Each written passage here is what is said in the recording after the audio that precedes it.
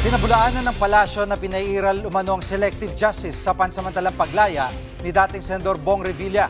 Live mula sa TV5 Media Center, nangungun sa balita si News 5 Palace Correspondent Maricela Lili Marcel.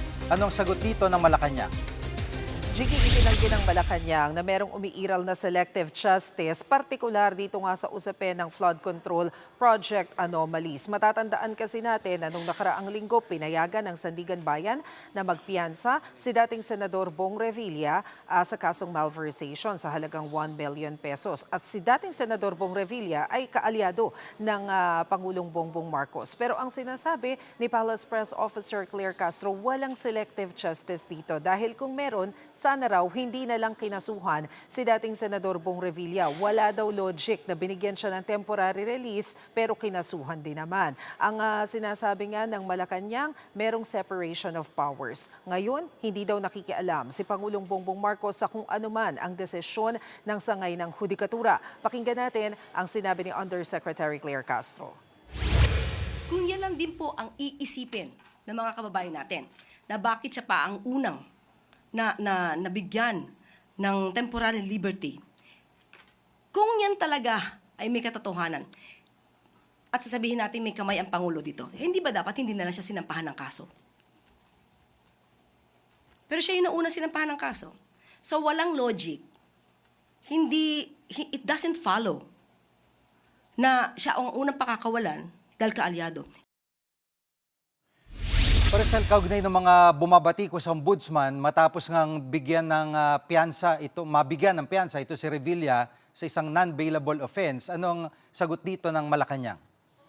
Alam mo, Jiggy, kahit na sinabi ng Malacanang na independent agency ang ombudsman, dinipensahan pa rin nila ito laban doon sa mga bumabatikos. Kabilang nga dyan yung pahayag na inilabas ng grupong Spark o yung Samahan ng Progresibong Kabataan na sinasabi nila na hindi na nila kailangan ng mga papoging press conferences o press release ni Ombudsman na Remulla. Pero ang sabi ng Malacanang tungkol dyan, malinaw naman na ginagampanan ng maayos ng Ombudsman ang kanilang tungkulin.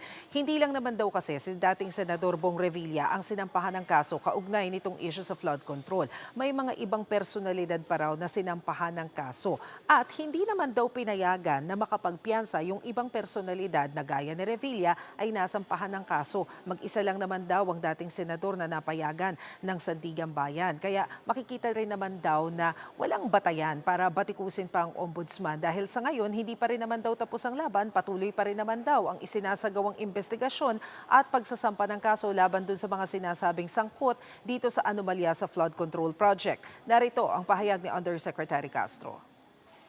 Hindi ito gauge para sabihin na hindi sila nagtatrabaho. Unang-una, ang karamihan siguro sa mga nagtutuligsa, hindi nila na-witness. Most probably, yung pinaka naging hearing. So, kung may kakulangan, hindi pa po dito nagtatapos.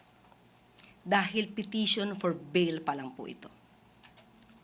Maaaring nagkaroon ng edge, pero ayon naman sa Office of the Ombudsman, ay may matibay silang mga ebidensya. So, hayaan na lang po natin ang state prosecutors na gampanan ang kanilang trabaho.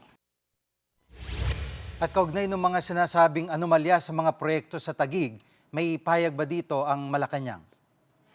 Kanina, Jiggy, ang tinanong kay Palace Press Officer Claire Castro ay yung posibilidad na baka madawit si DPWH Secretary Vince Dizon dito sa ginagawang investigasyon dun sa sinasabing anomalya dyan sa baluarte ng mga Cayetano tungkol sa flood control dyan sa Taguig. Pero ang sagot dyan ni Undersecretary Claire Castro, malinaw naman yung pagtitiyak ni Secretary Vince Dizon na makikipagtulungan siya sa anumang investigasyon. Nagugat kasi yung concern na ito dahil matatandaan natin back in 2019 nung nagkakaroon pa lang ng preparation dito sa SEA Games, meron ng professional relationship. Etong si Secretary Vince Dizon at sina Senador Alan Peter Cayetano dahil nga doon sa mga infrastructure projects na ginagawa. So naroon yung concern na baka mamaya magkaroon din ng issue doon sa isang kalihim ng administrasyon. Pero malinaw, ang ipinunto ng Malacanang dyan, handa raw na makipagtulungan sa investigasyon sa Secretary Vince Dizon dahil integridad niya at pagkatao raw niya yung nakataya dito, hindi lamang basta yung pagkakaibigan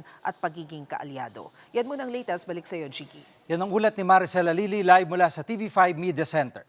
Mga kapatid, Jig Manikad po, pagdating sa mahalagang balita sa loob at labas ng bansa, dapat una sa lahat, mag-follow at mag-subscribe na sa social media pages ng News 5.